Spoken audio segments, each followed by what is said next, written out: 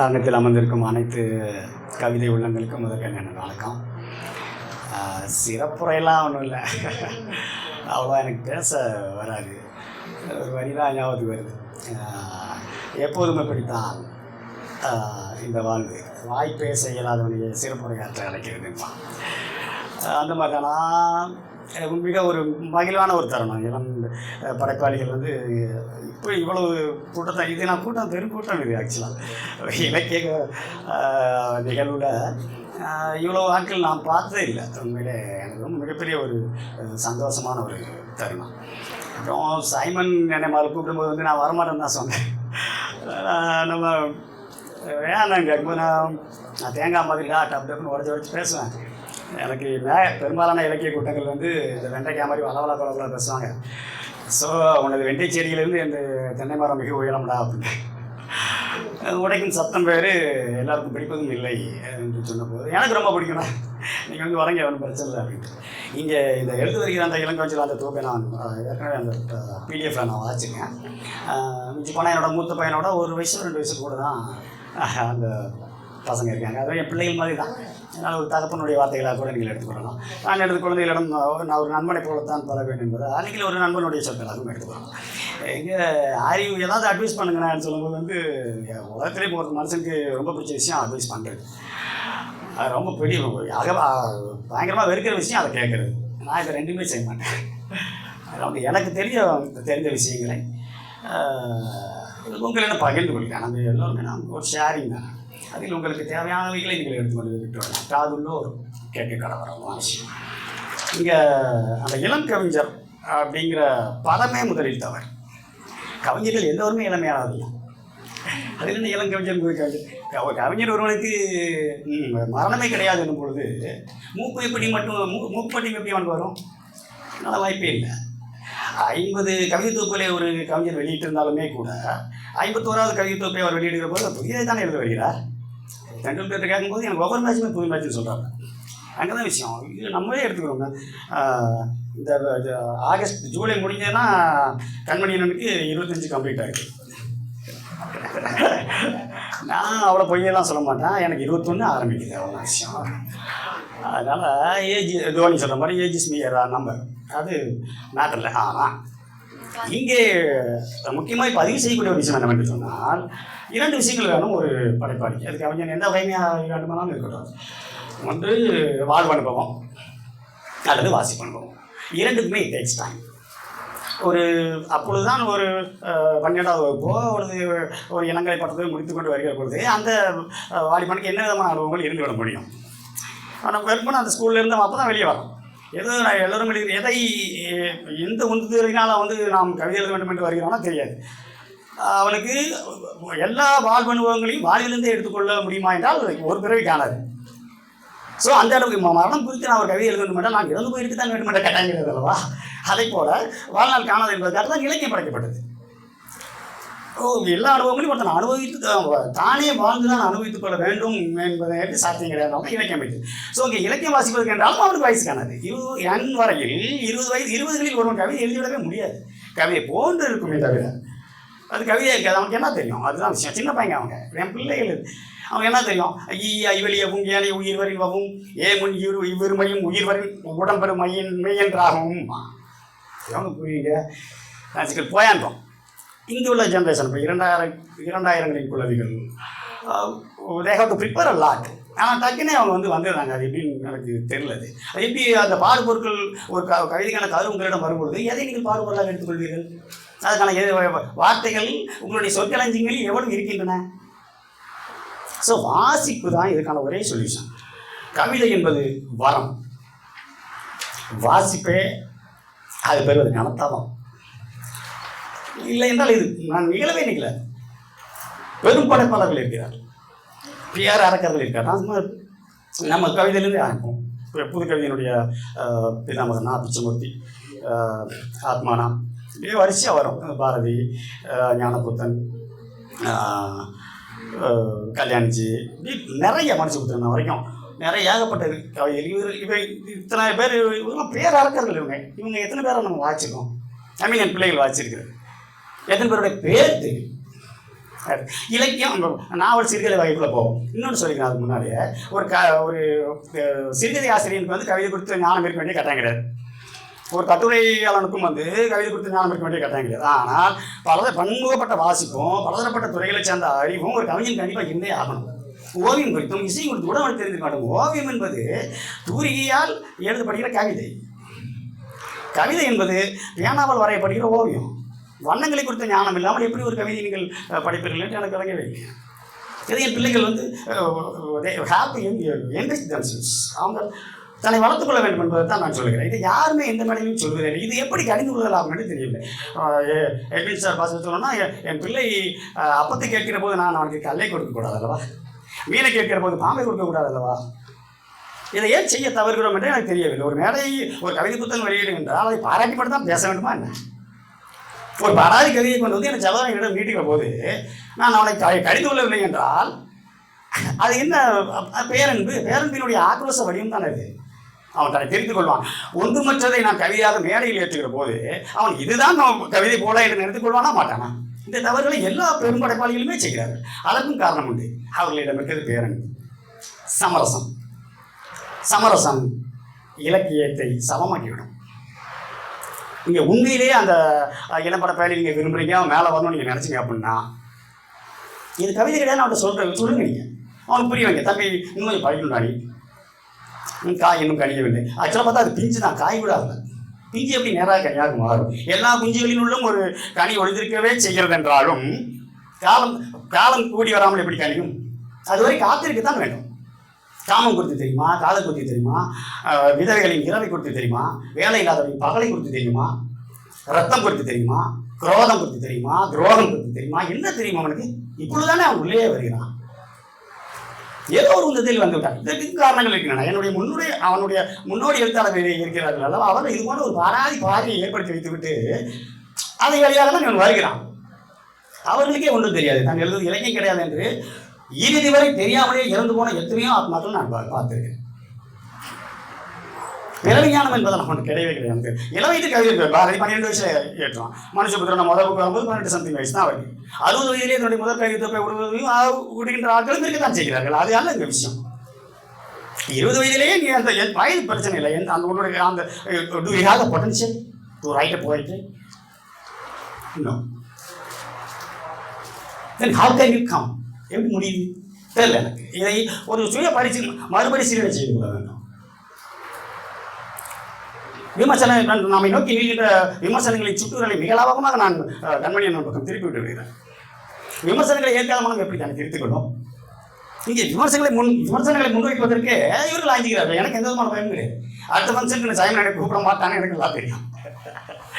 நான் அதை பார்த்து போவதே இல்லை. அதற்காக தெரிந்தே என் பிள்ளைகளை கொண்டு போய் நான் படுகொலியில் தருவதற்கு குருடனுக்கு கிணற்றுக்கு வழி சொல்வதாக சொல்வார் சேனன். அதை ஒரு காலம் நான் செய்திருக்கவே மாட்டேன். வாசிப்பதற்கு அவ்வளவு இருக்கிறது. சுற்றுச்சூழல் இலக்கியம் தெரியுமா? கடல்சார் ஆராய்ச்சி தெரியுமா? நடனம் குறித்த ஞானம் நமக்கு இருக்கிறதா?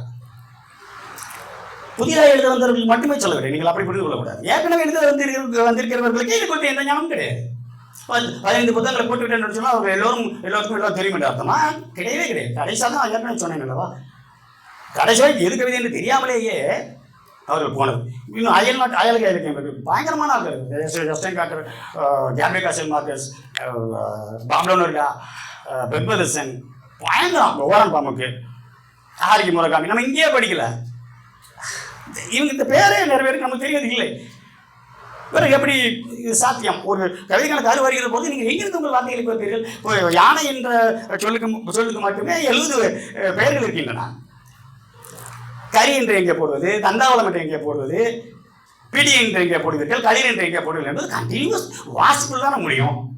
நீங்கள் இந்த பேரர்கள் நாம் வாழ்கிற காலங்களில் இவர்கள் இருப்பதற்கே நாம் மிகப்பெரிய கொடுப்பனை செய்திருக்க வேண்டும். இவர்களை கடந்து எப்படி வருவீர்கள்? மரபு உடைக்கணும்னு சொல்லி ஒரு விஷயம் சொல்றீங்களா? நான் அதை ஒத்துக்கவே மாட்டேன். மரபு என்பது உடைக்கப்படுவதற்கு அல்ல, மரபு என்பது மாடிஃபை பண்ணுறதுக்கு. ஃபார் எக்ஸாம்பிள் ஒரு வரி பாரதியோட எல்லாரும் மேற்கோள் காத்தவர் என்ன தேடிச்சோறு இருந்து பல சின்னஞ்சிறு கதைகள் பேசி மனம் வாடி துன்புமிக்க உள்ளாண்டு பிறவாட பல செய்கள் செய்தி நரை கூடிக்கிற பருவமீதி கொடுங்குத்துக்க இறையான பெண் மாயும் பல அது வரைக்கும் ஓகே. கொடுங்குத்துக்கு இறையான பெண் மாயும் பல வேடிக்கை மனிதர்களே நான் வீழ்வேன் என்று நினைத்தாயோ என்று எழுதுகிறார்கள். வழங்குதா சொல்ல வர கவிதை? அவ்வளவு எழுத்துட்டு இவங்க தான் நான் வீழ்வேன் என்று நினைத்தா என்று புலம்புகிறவர்களாம் இவர்கள் தான் அது கொஞ்சம் எழுதும். இங்கே அந்த அந்த பாரதியுடைய அந்த வயல் தெரியாமல் நீங்கள் எப்படி ஒரு விஷயத்தை நீங்கள் கவிதையாக மாற்றுவீர்கள்? இப்போ ஒரு பெரிபிளான்ட் அமெரிக்கானா அப்படின்னு சொல்லி ஒருத்தர் மென்ஷன் பண்ணுறாங்கன்னா கர்மாமூச்சி நம்ம தெரிஞ்சுக்கணும். 2000 தலைப்பு பெரிபிளான்ட் அமெரிக்கானா இருக்கும். கவிதை எப்படி வரும்னா 2000 வருடங்களாக மனிதனோடு இருந்து வந்தது கரப்பான்பூச்சி. 2000 வருடங்களாக கரப்பான்பூச்சியாகவே இருந்தது. ஆனால் மனிதன் சாப்பியன்ஸ். இதுக்கு சாப்பியன்ஸ் என்னன்னு தெரியும். ஸோ இங்கே அறிவியலுக்குள்ள போய்விடுகிறது. எந்த பலூனும் கார்பன் டை ஆக்சைடால் உதப்படுவதே, ஆக்சிஜனால் உதப்படுவதே இல்லை. இதற்கு அறிவியல் தெரிஞ்சிருக்க வேண்டும் அல்லவா? இது இந்த துறை என்னுடைய கிடையாது என்று ஒரு கல்வி சொல்லவே முடியவே முடியாது. இசையுத்த ஞானம் மிகப்பெரிய நகைச்சுவை உணர்வு. நான் நல்லவரை ஞாபகம் நகைச்சுவை உணர்வு இல்லாதவர்கள் தயவுசெய்து எனக்கு நான் ஓப்பனாக சொல்கிறேன், தயவுசெய்து எழுதவே வராதிங்க. காந்தி சொல்றாரு இந்த நகைச்சுவை உணர்வு மட்டும் என்னிடம் இல்லை என்று சொன்னால் நான் எப்போதும் சூசைட் பண்ணியிருப்பார் காந்தி. ஹியூமர் சென்ஸ் மட்டும்தான் அவங்களை நீங்கள் ஒரு சமூக பேரவலத்தை குறித்து ஒரு சிறுகுழந்தைக்கு நிகழ்கின்ற அந்த வன்புணர்வை குறித்து நீங்கள் பகடி செய்கிற போது நகைச்சுவை உணர்வு இல்லாவிட்டால் how can it possible? அதுதான் விஷயம். ஹைபிஸ்கஸ் ரோசா சைலன்சிஸ் என்று மனப்பாடம் செய்கிற போது மறந்து போகிறது ஒரு செம்பருத்தி பூவான். ஹைபிஸ்கஸ் ரோசா சைலன்சிஸ்னா அவருக்கு என்ன தெரிஞ்சுக்கணும்? பெர்னாட்ஸா லைஃப்பில் ஒரு கேள்விப்பட்டுக்கலாம் நீங்கள். அது ஒருவர் மட்டுமே போகக்கூடிய பாதை. எதுக்கு ஒரு ஆள் வராரு? பெர்னாட்ஸாவை யாருக்குமே பிடிக்காது. எந்த எழுத்தாலும் தான் யாருக்கு பிடிக்கும். நான் முட்டாள்கள்லாம் நான் வழி விட மாட்டேன் பாரு. அந்த இதுக்கு வந்தார் நான் விடுவோம்மா. இது டக்குனு சிரிக்கணும் இல்லைன்னா எப்படி? அது ஆனியன் சேர்ச்சி மாதிரி இருக்காது. அங்கே ஏற்கனவே மறுபடியும் பெர்னாட்ஸா சொல்கிறோம்னா வின்ஸ்டன் சர்ச்சிலுக்கும் பிரதமரை வராங்க. இவர் அப்போ ஃபேமஸான நாடகாசிரியர். இந்த சம்பவம் கூட நீங்கள் கேள்விப்பட்டலாம். 2 பேருக்கும் ஆகாது ஏற்கனவே வழக்கம் போல தான். அப்போ இவருடைய நாடகங்கள் அங்கே நிகழ்கிறது. 2 டிக்கெட் அனுப்பியிருக்கேன். வின்ஸ்டன் சர்ச்சிலுக்கு இப்போ டிக்கெட் அனுப்புறாரு. 2 டிக்கெட் அனுப்பியிருக்கேன் உங்களுக்கும் உங்கள் நண்பருக்கும். அப்படி ஒருவர் இருந்தால் இருந்தான் பெர்னாட்ஸா அங்கே. சரி அவர் என்ன சாதனை பட்டாளா? பேனா பிடிக்கிற உனக்கு எப்படின்னா ஒரு நான் செங்கோல் பிடிக்கிற எனக்கு அப்படின்னான்ட்டு அவர் திருப்பி இன்றைய நாள் வர முடியாது, நாளை வருகிறேன், அதுவரை நாடகம் நடந்தாலும் இதெல்லாம் யூ ஹேவ் டு ரீட். அப்புறம் தான் தெரியும் உங்களுக்கு நம்ம எப்படிப்பட்ட ஒரு பரம்பரையிலிருந்து நம்ம வந்தவர்கள். செம்மொழி இப்போ தான் பேசிட்டு இருக்கோம். என்ன தெரியும் நமக்கு? அதில் வெறும் பாரதி மட்டுமே பிடிச்சிங்க வந்துடவே முடியாது. ஞானபுத்தம் இருக்கிறதுக்கு ஐக்கன் ஜாயின்ட்ஸ் ஆகும். சிறுகதை நாவல் இந்த பக்கம் நம்ம போனோம் அப்படின்னா நான் அடிக்கடி பாங்கிட்ட சொல்லுவேன், சக்திக்கெல்லாம் தெரியும். நாவல் என்பது 400 பக்கங்களோ 500 பக்கங்களோ எழுதப்படுகிற கவிதை. கவிதை என்பது 7 வரியிலோ 8 வரியிலோ எழுதப்படுகிற நாவல். அவ்வளோதான். நதியாது கடலாக ஒரு வரி அதை வச்சு ஒரு நாவலே எழுத முடியாதா? ஒரு நதியில் உணவு சமைப்பதற்காக நீர் எடுக்கலாம், மாடு குளிப்பாட்டுவான், எச்சில் தூக்குவான், சிறுநீர் கழிப்பான், துணி துவைப்பான், கால் கை கழுவான். என்றாலும் அதையெல்லாம் ஏற்றுக்கொண்டே இந்த நதி ஒரு அதனுடைய எனக்கு கடல். ஸோ நீ கடலாக வேண்டும் என்று நதி கடலில் கலந்த பிறகு நதி கடல் ஆகிறது. ஸோ நீ கடலாக வேண்டும் என்று சொன்னால் நீ நதியாக இருந்தாலும் அர்த்தம் 2 வருது. இவ்வளோ இன்புட் கொடுக்கறதுக்கான பொட்டன்ஷியல் இதில் மட்டும் இருக்கா? இதுதான் கேள்வி. அப்புறம் இன்னொரு விஷயம், அந்த இது ஒரு டீம் இருக்குது. ஒரு வாசகன் தான் ஒரு படத்தை கம்ப்ளீட் பண்ணுறான். வாசகன் இல்லாத இருக்கு நம்ம எழுதிட்டு யாருக்கு எழுதுறோம் நம்ம? இப்போ அவனுடைய மொழி அந்த மொழியிலேயே இருக்க வேண்டும். இப்போ நீங்கள் இந்த தொகுப்பு நீங்கள் கொடுத்துருக்கீங்களா சுத்த தமிழ் வார்த்தைகள், இது எனக்கு கொஞ்சம் உடன்பாடு கிடையாது. Sorry Simon. எப்படின்னா அது காலாவதியான வார்த்தைகள். அது தமிழை வளர்ப்பதுக்கு எதிராக இன்றைக்கி இங்கு பேப்பரில் ஒரு டிஎன்பிசி பற்றி எழுதி போட்டிருக்காங்க ஒரு ஆர்டிக்கல். இன்னைக்கு டிஎன்பிசி அப்படி இருக்குது. தமிழ் இவ்வளோதான் நமக்கு இருக்குமா, அதை நவீனப்படுத்திக் கொள்ளவே இல்லைன்னு சொல்லி அவர் ஃபீல் பண்ணி எழுதுறாரு அந்த ஆசிரியர் பாஸ்கர் கிருஷ்ணன் தான் ஒரு சந்தை. இங்கே அதைத்தான் சொல்லுகிறேன்.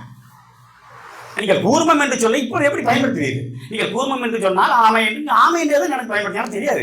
அப்போதான் படிக்க வரேன் நான்.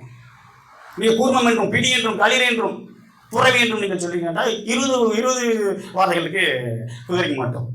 மலைக்கு 20 வார்த்தைகள் இருக்கு. 47 அர்த்தங்களை கொண்ட ஒரே வார்த்தை இருக்கு தமிழில். இங்கே அதையெல்லாம் இதெல்லாம் மொழி விளக்கக்கூடிய மொழிக்கு நீங்கள் எதிரியாக என்று கேட்டுவிடக்கூடாது. ஆண்டி என்ன சார், ஆண்டி ரொம்ப இது சிக்கல். எப்பவுமே ஆண்டி ஏஎன்டி ஐனாலும் யூஐனாலும் வேறு விஷயம். அதனால் அது அல்ல. நீங்கள் அங்கே கூர்மம் என்பதை தலைப்பாக பயன்படுத்திக் கொள்ளுங்கள். ஒரு ஆமையாக கூட பிறந்திருக்கும் வரம் பெறாதவர்களுக்கு ஓட்டு வீடு மேலே என்ன ஆசையாக இருக்குது அப்படின்னு சொல்லுங்க. இதுக்கு தலைப்பு நீங்கள் கூர்மம்னு கொடுங்க. உள்ள கூர்மம்னு கொண்டு வராதிங்க. அது மொழி வளர்ப்பதற்கான ஒரு இதே இல்லை. நீங்கள் வெறுமனே இந்த தமிழ்ச்சொல்லில் மட்டுமே நீங்கள் தங்கி விடுகிறே ஒழிய அது எங்கே இருக்கிறது கவிதை? இந்த தொகுப்பில் எதுவுமே கவிதையே கிடையாது. கவிதை போன்றவை என் பிள்ளைகளை ஏமாற்றுகிறவை. அவர்களுக்கு தெரியவில்லை. இது நம்ம ஏமாற்றுகிறது. The perfect deceivers words. அப்புறம் இது இன்னொரு விஷயம், இது கம்ப்ளீட் பெரிய டீம் இருக்கு. இல்லை பதிப்பதுக்காரங்களோட பங்களிப்பு இருக்கு. சிறப்புரையாற்ற எங்களை மாதிரி அறவைக்காடுகள் டீம் இருக்கு. உண்மை அறவைக்காடுகள் டீம் இருக்கு. திறனாய்வு செய்யறவங்க இருக்கு. அணிந்துரை எழுதுறவங்க இருக்கு. கடைசியா பாசங்க இருக்கு. இவர்கள் எல்லாரும் சேர்ந்து தான் கையாகும். இல்லாத ஒரு தனித்தனி விரல்கள் அது. அந்த பாரா இது கொண்டு கொடுக்கும்போது அவன் சொல்லணும் அவன்கிட்ட. அப்புறம் இந்த சிறப்புரையாற்ற எனக்கு ஒரு புரியவே இல்லைன்னா, ஒரு மிகப்பெரிய ஒரு கவிதை தொகுப்பான ஒரு சிறப்புரையாற்ற எனக்கு கூப்பிடுறாங்க, நான் போகிறேன். ஒரு கவிதை இல்லை, இது என்னுடன் பேசுமா என்றால் பேசாது என்றால் தங்கத்தான், விளையாடுமா விளையாடாது, கதை சொல்லுமா சொல்லாது, என் கூட தூங்குமா தூங்காது. அப்போ எனக்கு வேண்டாம் அந்த தங்கத்தோடு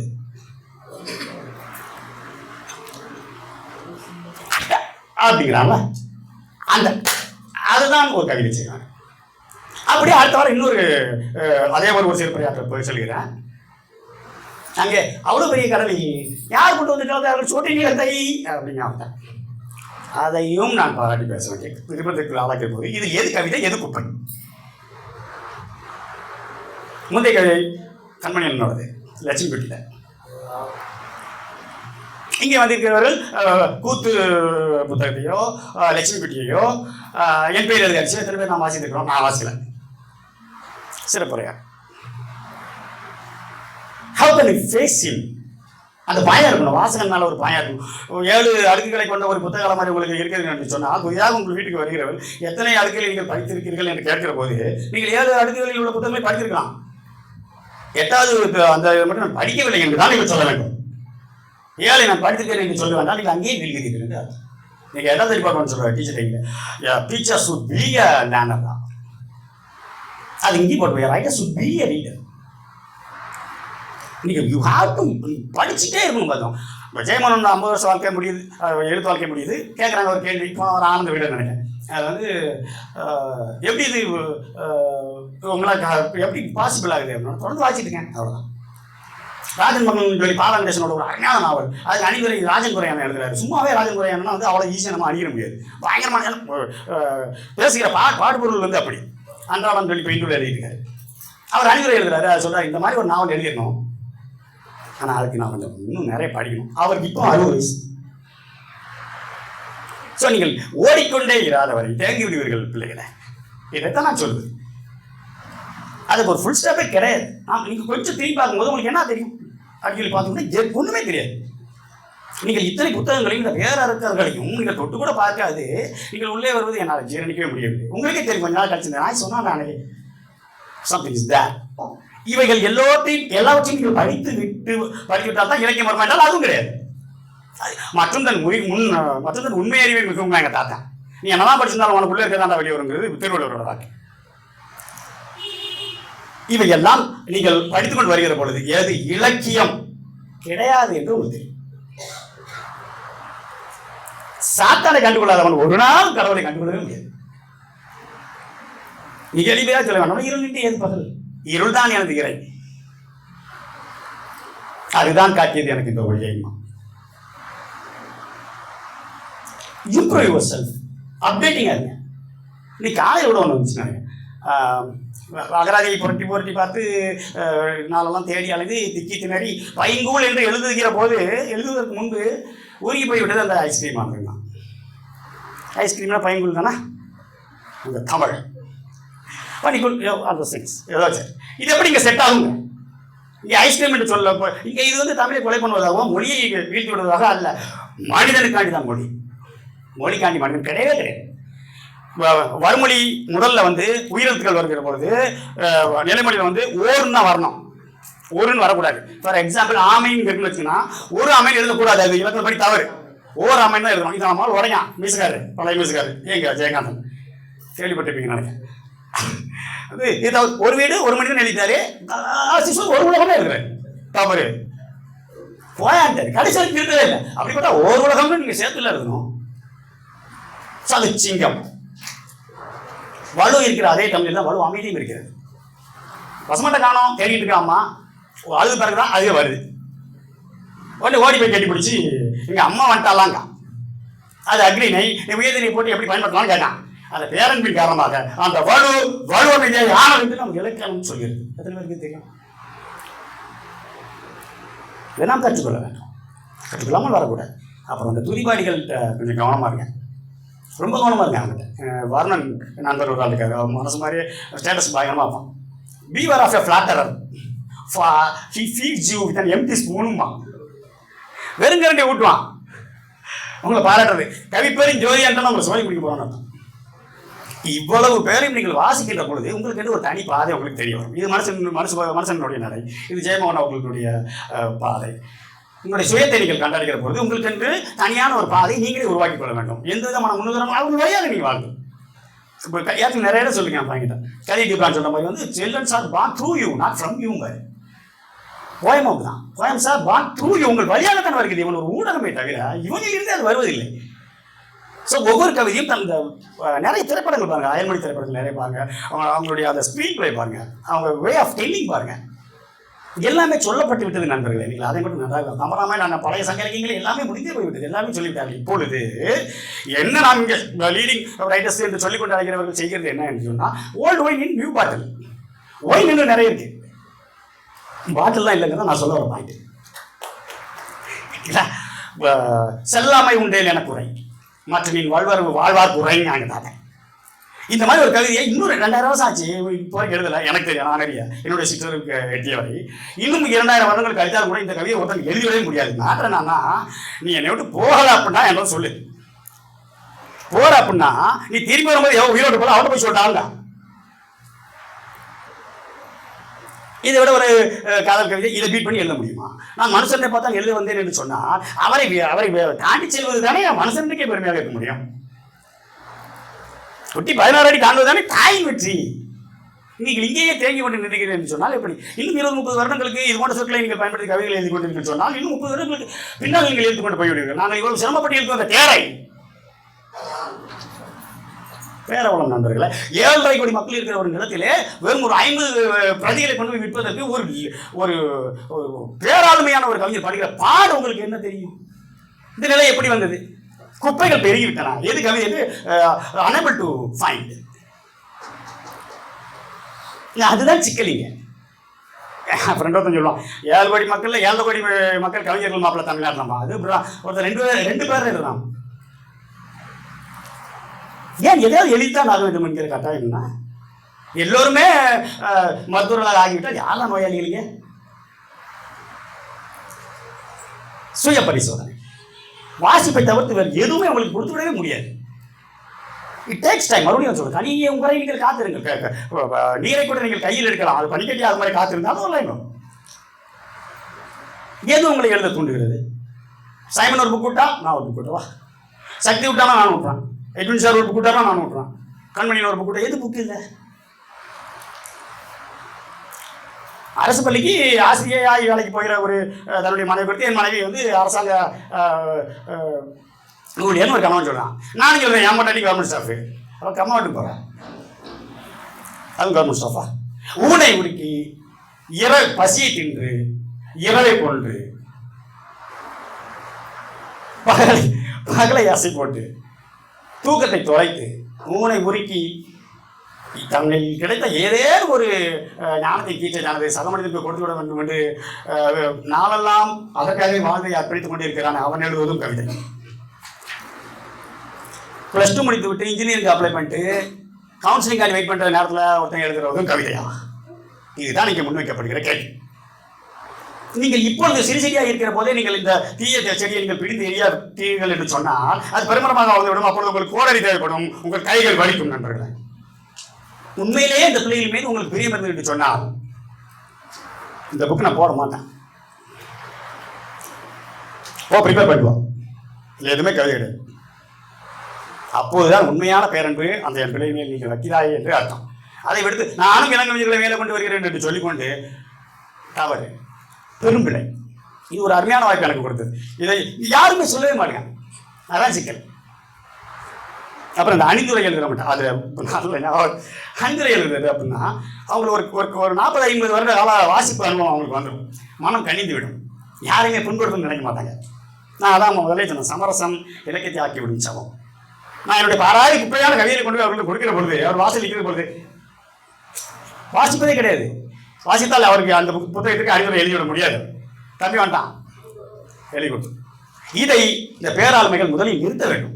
தம்பி இன்னும் கொஞ்சம் படிங்க, இது டீசெண்டாக சொல்லலாமே, இன்னும் கொஞ்சம் படிச்சுவாங்க தம்பி, கொஞ்சம் ஏதோ கொஞ்சம் குறையிற மாதிரி இருக்கு, இப்படியே சொல்லலாம். புக்கில் தூக்கி உங்களுக்கு மூச்சு வீசி சொல்லலாங்க. நீங்கள் அந்த பேராண்மை மனுஷபுத்திரன் வந்து சாமி நடந்த புக்குக்கு வந்து அறிவுரை எழுதுறாரு வைங்க, அவன் பின்னாட்டையில் போடுவான். என் தம்பிங்கனால அவங்க க்ளோஸ் எடுத்துருக்கிறேன்.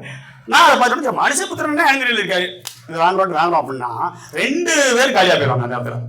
ஒன்று சைமன், 2வது மனுஷன் நான் பண்ண படிக்க மாட்டேன். இதுதான் அவர்கள் பண்ணுகிற பிள்ளை, அது பேரன் பின்னால் நிகழ்கிற பிள்ளை. நான் மீண்டும் அதைத்தான் சொல்கிறேன். பிறம்பை கையாடாத ஒரு மகன் விளங்க மாட்டான் பைபிள் இருக்கு. அவர் தகப்பன் குழந்தையை அடிப்பது காயப்படுத்துவதற்காகவா? இல்லை நண்பர்களை குணப்படுத்துவதற்காக. அதை நீங்கள் உணரணும். கசக்கவே செய்யும் எனது எழுத்து, பிறகு இனிக்கவா செய்யும் மருந்து அப்படின்னு ஒரு வாய்ப்பு. விமர்சனங்களை ஏற்றுக்கொள்ள மனம் பக்குவப்படவே படாது. இந்த ஜென்மத்தில் நடக்கவே நடக்காது. அப்புறம் வாசகர்கள் வர ஹீ கம்ப்ளீட்ஸ் த பாயிண்ட். அப்போ எவ்வளவு கூர்மையான வாசகன் மேல ஒரு பயம் இருக்கணும் ஒரு படைப்பாளி. வாசகனை முட்டாள் என்று நான் நினைத்துவிட்டேன் என்று சொன்னால் நான் எழுதுவது எப்படி அறிவுபூர்வமானதாக இருக்க முடியும்? இந்தியா அப்படியா இல்லை. ரமணாபுரத்தில் சொல்ற மாதிரி வந்து உங்க நாட்டில் யார் பின்னாலே கூட்டம் இல்லை. நம்ம நான் ஒரு 50 பேர் வச்சுருக்கேன், சைமன் 50 பேர் வச்சுருக்கேன், சக்தி 50 பேர் வச்சுருக்கேன். இப்படி துதிப்பாடிகள் உங்களை நாசமாக்க செய்கிறவரே அவர்கள் தான். குறைந்தபட்சம் இந்து தமிழ் திசை ஆழ்ந்த விடனால நம்ம இங்கே இருக்கிறவங்கள எத்தனை பேர் வாங்குறோம்? கிடையாது. இன்னும் பெரிய விஷயம் என்னன்னா பேர் அவலம் தூத்துக்குடியில் ஆழ்ந்த விடம் கிடைக்குமா? நீ தெரியுமா உங்களுக்கு? ஆழ்ந்த விகடன் கிடைக்கும். ஒரு ஜனரஞ்சமான பத்திரிக்கை ஓரளவு ஒரு 25% இலக்கிய மதியில் இருக்கும், பலதரப்பட்ட விஷயங்கள் இருக்கும். அது தூத்துக்குடியில் கிடைக்க மாட்டேங்குது. இப்போ இலக்கிய பத்திரிகை எங்கே போக, காலச்சோருக்கு எங்கே போக, உயிர்மைக்கு எங்கே போக, உயிரெழுத்துக்கு எங்கே போக, நம்ம எங்கே இருக்கணும்? போன தடவை இந்த மாதிரி ஒரு குமிழ்மணி ஃபங்க்ஷனில் டைம் இருக்குல்ல காஞ்சிரியா நான் ஆரம்பிச்சிடலாம், அவனுக்கு டைம் சரியில்லைன்னு. இதே மாதிரி ஒரு குமிழ்மணி ஃபங்க்ஷன் முடிச்சிடறேன் சார். அப்போ தச்சில் அந்த இளங்கவிஞர்கள் மாதிரி இந்த மாதிரி இந்த ராஸ்கல் தான் செஞ்சுட்டே இருப்பான். கூப்பிட்டு நிறைய வாசிப்பீங்களோண்ணே, என்னடா தம்பின்னா, அவனுக்கு ஒரு 20 வயசு தான் இருக்கும். என்னடா தம்பி கேட்கல, இல்லை புக்கெலாம் விடுறீங்களா அப்படின்னு. எழுதுறதுக்கும் படிக்கிறதுக்கும் என்னடா சம்மந்தம் இருக்கு, லூஸ் போயிடலாம்ண்ணா. என்ன வாசமான பேச்சு. அப்புறம் நான் டீகரில் வேலை பார்த்தேன், சம்சா ஆர்டர் போட்டார், சாய்மன் நான் தான் பண்ணிருக்கேன். உப்பு கொஞ்சம் கம்மியாக இருக்கு, ஆமாம் அவனுக்கு உப்பு கொஞ்சம் கூட போட்டுருக்கணும். அது வேறு இது வேறு என்று நீங்கள் பிரிக்கிற போது எப்படி நீங்கள் எழுதுகிறீர்கள் எனக்கு புரியவே இல்லை. உங்கள் கவியின் சாரம் என்ன? இந்த இலக்கிய ஒரு புல்லாங்குழியில் இத்தனை துளைகள் என்று எத்தனை துளைகள் இருக்கின்றன என்று ஒருவனுக்கு தெரிந்துவிட்டால் இசைஞன் என்று அழைக்கப்பட்டு விடுவானா? அதுவும் அல்ல. ஒரு உயிர் பேர் ஒரு உயிர் எழுதும் போது உன்னை கணிப்பான், இவ்வளோதான் அவனுக்கு அப்படின்ட்டு உனக்கு கணிப்பான். அதில் இருந்து உன்னுடைய கவிதையை அணுவான். இவனுக்கு இது தெரியல.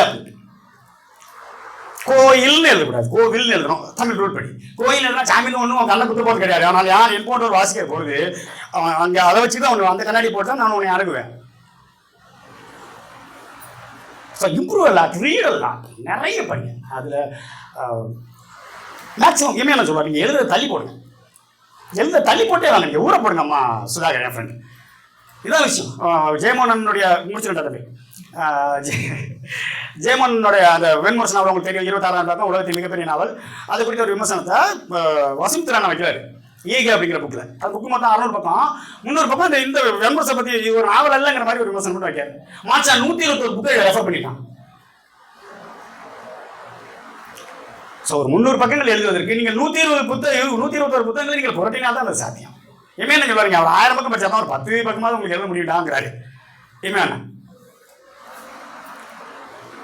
ஒரு பழைய வரிகள் உண்டு. 12 வரிகளை கொண்ட அந்த கவிதையை வந்து எழுதி முடித்த பிறகு கடைசி வரை துருத்தி கொண்டிருப்பது தோன்றவே 12வது வரை அறிஞ்சுவிட்டேன்.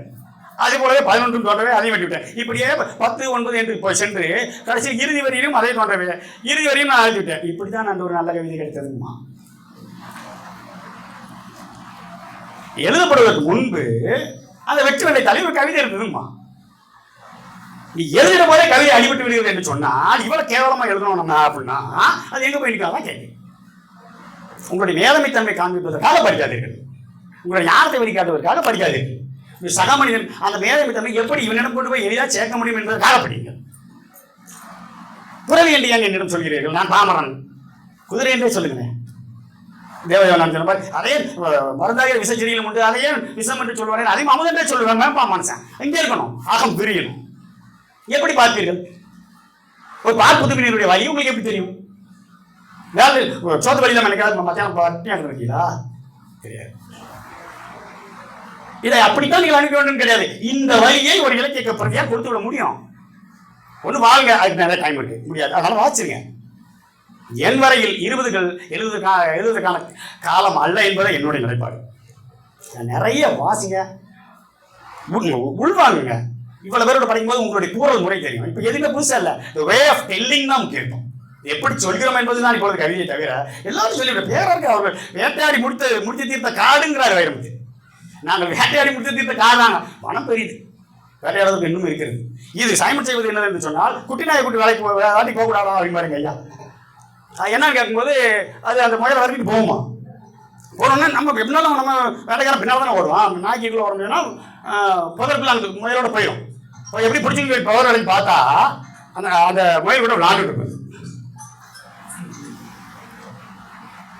மனங்களில் சிறுத்தையின் வேட்கை இல்லாதோர் வேட்டைக்கு செல்லாதீங்க. அவ்வளோதான்.